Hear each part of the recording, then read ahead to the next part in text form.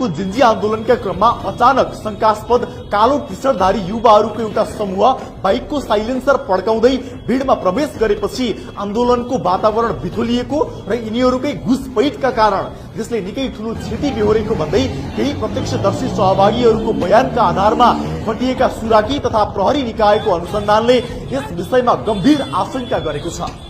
सार्वजनिक भएको रोचक विवरण सहितको अनुसन्धान अनुसार ती युवाहरूको गतिविधि कुनै स्वतस्फूर्त आन्दोलनको हिस्सा नभई पूर्व नियोजित देखिएको संकेत छ।